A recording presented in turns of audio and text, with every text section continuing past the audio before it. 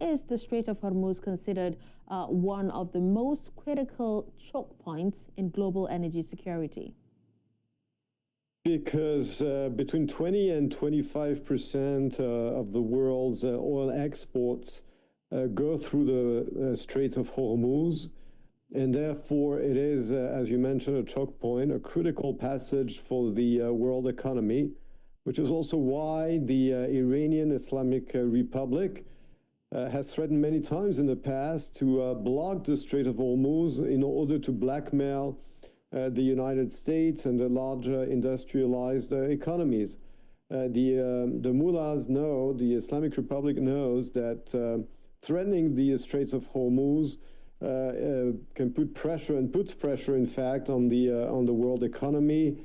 And it is therefore the duty of the world's major powers to make sure that the Islamic Republic is not able to blackmail the world economy by putting its hands on this strategic point of passage. Now, President Donald Trump says that the future of NATO could be very bad if allies fail to help secure the strait. So is this a fair expectation of the alliance, or does it stretch NATO's traditional security mandate? I think President Trump is making a very legitimate point, which is that the United States today, unlike its major NATO allies and also Japan, does not rely anymore on oil supplies from the Middle East. And therefore, the countries that really need that oil are mostly in the Far East, in Europe, but also Australia. And therefore, they should contribute to what is a key principle of international law, which is free passage in the high seas. And the fact that those countries do not say that they're not going to do it, and they let the United States basically spend the money, the time, and the resources and the fleet in order to basically defend European, Japanese, and Australian economic interests is really something that's not acceptable. But the countries are saying that they did not initiate, they did not initiate this, and, there's nothing they can actually do about it. So you still want them to go ahead? Well, that is pure hypocrisy from those countries, because even before that war, Iran had many times threatened to close the straits. And in fact, one of the reasons why Iran was pursuing a nuclear program, a military nuclear program, was precisely to shield itself from an outside military intervention, which is taking place today. So the Strait of Hormuz have always been under threat, and they have been under threat by the Islamic Republic of Iran. Now, the fact that the United States and Israel finally acted, they also acted not only on their behalf, but also on behalf of the free world. As German Chancellor Friedrich Merz said a few months ago, it was in June 2025, that Israel was doing the dirty work for the whole free world, and that is true. Those countries, instead of saying, well, we didn't start this war, should be thankful for the United States, to the United States and to Israel, for actually neutralizing the main source of violence and instability in the region. And when I heard before British Prime Minister Keir Starmer saying that we have to go back to peace and stability in the Middle East, I really don't remember when there was peace and stability in the Middle East before that war. That's really news to me. Now, Trump also says that he is speaking with, about 7 countries about policing the waterway. What kind of international maritime arrangement could realistically emerge from this? Realistically, it should be NATO. It should be Japan. It should be Australia. In other words, all those major powers and major economies that depend on the oil exports from the Straits of Hormuz. And if they want to secure the supply of oil, then they should do something about it instead of saying that they didn't start that war. As I said before, this is completely disingenuous from those countries to say that, when in fact they should be thankful to the United States and to Israel for dealing directly with the main source of violence and of instability in the Middle East, which is the Islamic Republic of Iran.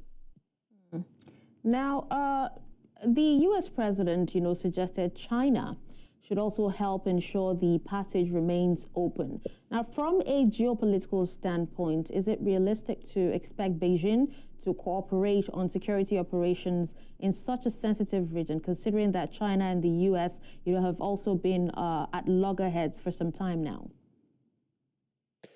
Right. So obviously, the Chinese Communist Party realizes that the military operation taking place against the Islamic Republic of Iran is also meant to, I would say, to restore American stance in the Middle East and to basically take away the Islamic Republic from Chinese influence. Don't forget that one of the reasons why Iran, the Islamic Republic, has been able to survive for so long is because it was able to bypass the U.S. sanctions thanks to China. So obviously, China is not happy about the fact that it seems to be losing one of its key allies in the region. On the other hand, at the end of the day, the Chinese rely on Middle East oil and natural gas for the huge consumption. And if the straits were to be shut down by their client state, they also would have to do something. As I said before, it is not the United States today that needs the Middle East oil. We're no longer in the 1970s. Today, America is energy sufficient when it comes to oil and natural gas. China is not. And the Chinese should be the one feeling the pressure from the threat of the closing of the Strait of Hormuz, or for the actual closing of the Strait of Hormuz. And if they really want their oil to continue to flow from the Middle East, then they should be doing something about it. Now, Dr. Navon, at the same time, Israel has also launched what it calls limited ground operations against Hezbollah in southern Lebanon. How does this development affect the already fragile balance of power in the Middle East? Well, the two are related because Hezbollah is basically a spin-off of Iran in Lebanon. Lebanon has been basically hijacked by Hezbollah and by Iran. It is no longer, unfortunately, a sovereign state. And I think that the Lebanese themselves want to get rid of this terrorist organization that has only brought destruction and misery on their country. So basically, Israel is responding to a wave of missile launches from Hezbollah to Israel's northern border, where Israel's northern population has been in shelters for weeks and months because of those endless bombardments coming from Hezbollah.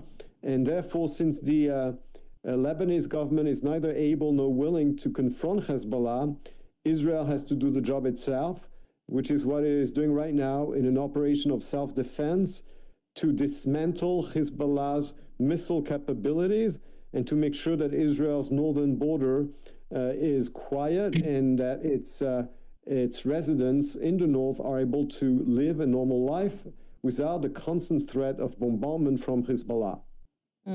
So right now, the whole world is feeling the pang from this war. If the tensions escalate either in the Strait of Hormuz or along the Israel-Hezbollah front, what will be the likely consequences for global oil prices and also international shipping routes? Well, as I said before, when it comes to oil prices and shipping, first of all, the war in Lebanon has nothing to do with it. It's more the war against the Islamic Republic of Iran. I do believe that it is possible to ensure free shipping in the Strait of Hormuz. But if we want to make sure that this actually happens so that the global prices of oil are not affected, then, as I said before, the other major powers outside of the United States should also contribute to free shipping in the Strait of Hormuz. So it is possible to make sure that the price of oil don't increase any further. But in order for this to happen, all oil importing nations that are major economies and that have a serious navy have to contribute to free shipping in the Strait of Hormuz and stop using this ridiculous argument that just because they didn't start this war, they have nothing to do about it. All right. Well, thank you so much, Dr. Emmanuel Navon, for being on Beyond the Continent with us, CEO, Euromed Middle East Council in Tel Aviv, Israel. Thank you.